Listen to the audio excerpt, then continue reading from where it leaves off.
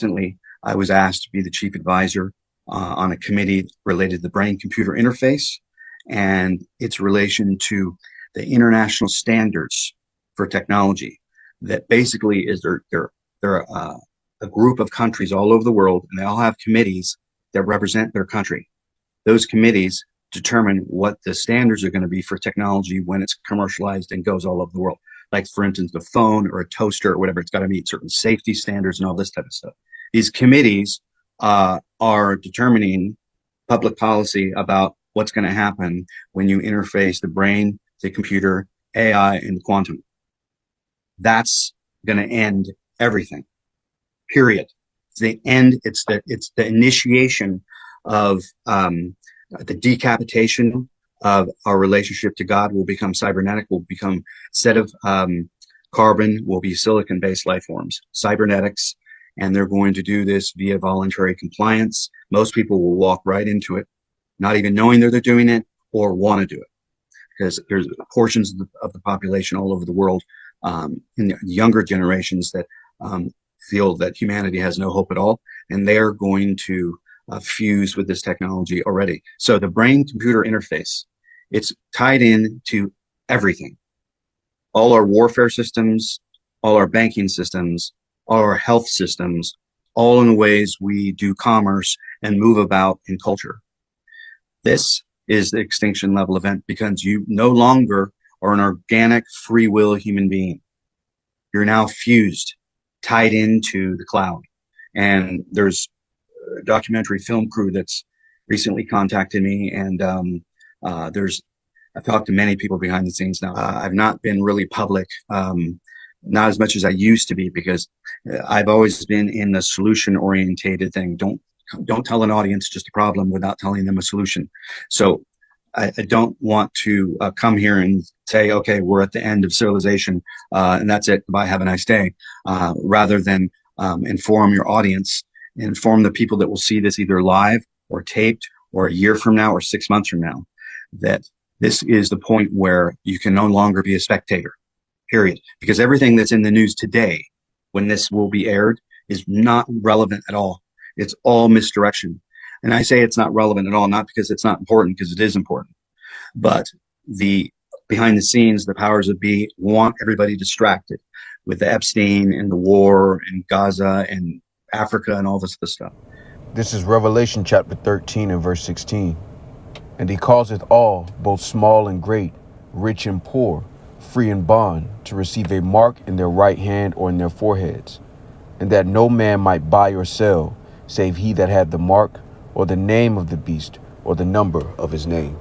I want to start off by giving all praise, honor, and glory to Yahweh, Bahashem, Yahweh Shai, Bahashem, Rokah Kodash. Double honors to the apostles and the elders of Great Millstone, who are the elders of Yasher Allah, and a sincere salutation to all Yuakim, who are preaching this word and believing this word, and to the Akwat, who are believing this word in all truth and in sincerity.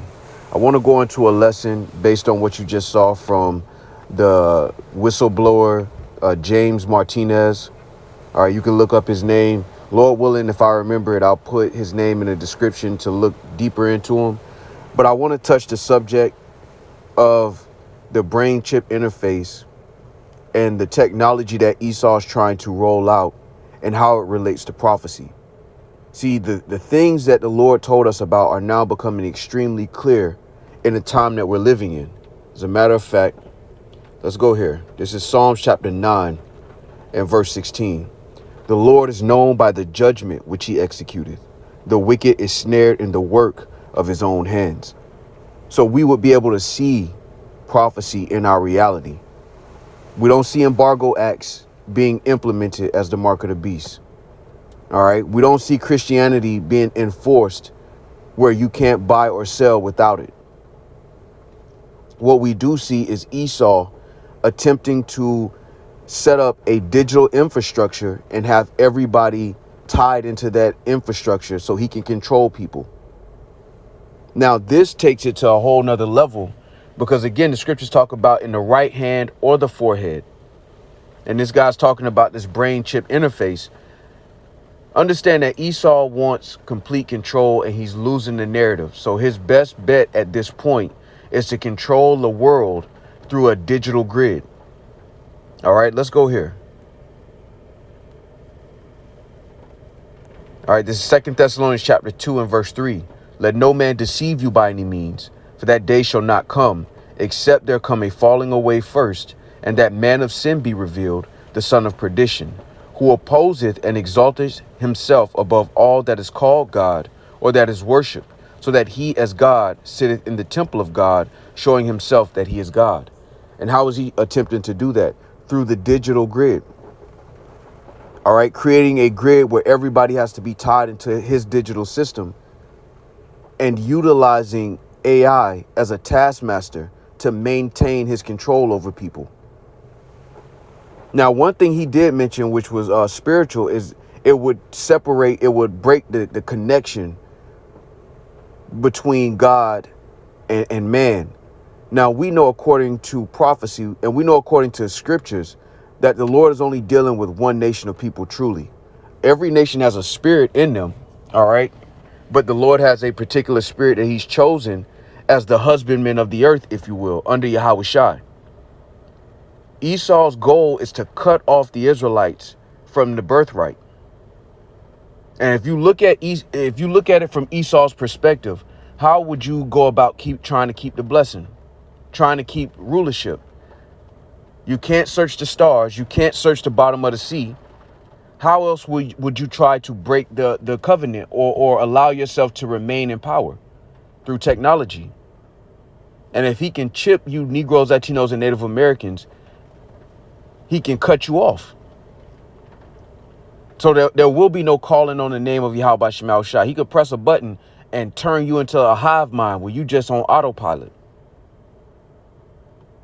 The scriptures say we're not ignorant of Satan's devices. Esau's trying to maintain the birthright. He's trying to steal the birthright. And the reason I said maintain is because he was given a rulership for a temporary point in time, but he's trying to extend it. And how is he trying to extend it? Through technology. All right, because the goal is to put everybody in that digital grid. But the Edomites that are actually in the know understand that they're trying to usurp the birthright. And the only way they can do that is through technology. And the Lord told us first. All right, this is why when you go to Revelation, the 13th chapter, we understand that this mark is going to be physical. All right. He's trying to biohack you Negroes, Latinos, and Native Americans. This is his end goal. All right. And he's doing it to humanity at large because, again, Esau's outnumbered. All right. And then when you think about the Edomites that actually know what's going on, they're even more outnumbered. So the only way you can control this many people on the planet is through digital interface, through digital control, cutting off their livelihood. That's why scriptures say that no man may buy or sell. Esau has hoarded all the resources, and now his last step is to control everybody by giving them access to the resources through taking that charagma. All right, now let's go here and get this word mark. All right, it's charagma, and it says a stamp and imprinted mark.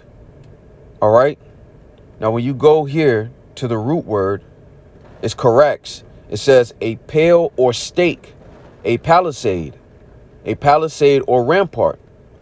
Strong's definition says to sharpen to a point akin to G1125 through the idea of scratching.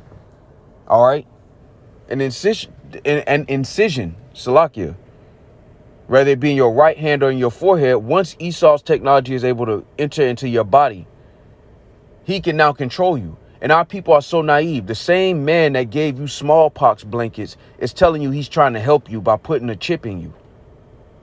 And you believe him. The same man that broke all them treaties to rob and kill and steal is now telling you that he's doing something for your favor and not his own. Our people are extremely naive. The scriptures say our people are as a flock led to the slaughter. They don't even consider their own history to realize the man that's in front of you telling you about how wonderful this technology is the same man that gave the so-called Native Americans smallpox blankets. That dropped toxic waste in you so-called Negroes neighborhood. Set up ghettos close to nuclear sites or close to nuclear waste. The Tuskegee experiment.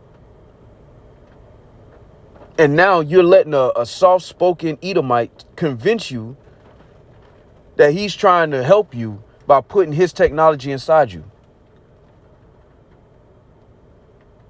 That is insane. That is madness at its core through the spirit and power of Yahweh Shema Shai. We understand why Esau's doing what he's doing. He's trying to play for keeps. He's not going to win. He's not going to succeed. But when you really zoom out and look at what's going on, no matter how they try to paint it, this is the same nation of people that gave the so-called Native American smallpox blankets, did Tuskegee experiments on you so-called Negroes, and told you that they was doing you a favor. That's madness, man. And now you have these whistleblowers coming out and telling the world what we already knew according to prophecy. All right, real quick. This is Psalms 64:8. So they shall make their own tongue to fall upon themselves. All that see them shall flee away. And when you watch Tucker Carlson's interviews, it's full of Edomites exposing their own elite's plan to control them. Because at this point, Esau's not stopping with you Negroes, Latinos, and Native Americans and putting you in control. He's now trying to control his own people. And because they're all Edomites, they know where this road is leading to. It was all fun and games when they was able to do it to everybody else. But now the writing's on the wall, and these Edomites are realizing that their elites are trying to do the same thing that they've been doing to minorities to them. Because they're going to force them to take the chip too. And then they're going to be the elites will be the only non-GMO people on the planet. They'll be the only ones on the planet that don't have a chip in them, that can control when they're born into the earth. Their thoughts ain't somewhere on a cloud somewhere. They already don't have birth certificates, so they'll really be off the grid. And what Esau's trying to do is hijack the blessing, man. He's trying to prolong his kingdom as long as he can, and the only way he can do that is through technology.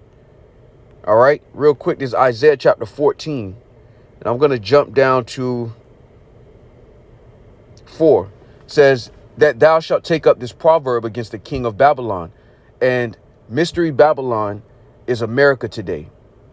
It's known as America today. Thousands of years ago, the Lord called it Babylon, the daughter of Babylon, Mystery Babylon, the mother of all harlots. All right, the whore that sitteth upon the beast. Now these prophecies are coming to light. All right, it says, and say, how hath the oppressor ceased? The golden city ceased. The Lord hath broken the staff of the wicked and the scepter of the rulers. He who smote the people in wrath with a continual stroke. He that ruled the nations in anger is persecuted, and none hindereth. The whole earth is at rest and is quiet. They break forth into singing. Yea, the fir trees rejoice at thee, and the cedars of Lebanon, saying, since thou art laid down, no feller is come up against us. That's what the world, that's how nature itself is going to express itself after Esau, Edom, the so-called white man, is taken out of power. Destroying the ecosystem to set up data centers for your AI. Concrete, putting trees, isolating trees and not allowing them to take root. Only planting female trees so that they don't build roots and communicate and build a forest like they're meant to do. You know, our apostles go into this all the time. This man is against nature, and it's obvious. And now he's trying to layer on top of what the Lord created some digital grid where he can play God. All right, now I wanted to get a point in this chapter. Here it is, verse 13, Isaiah 14:13.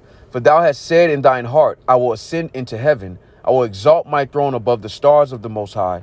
I will sit also upon the mount of the congregation in the sides of the north. I will ascend above the heights of the clouds. I will be like the Most High. Yet thou shalt be brought down to hell, to the sides of the pit. Now you gotta imagine, all right, Esau has a God complex, and it's baked into who he is. Now he has the technology to try to enforce and express his God complex on the earth. But what did the scriptures just say? Thou shalt go down to hell, meaning he's going to fail.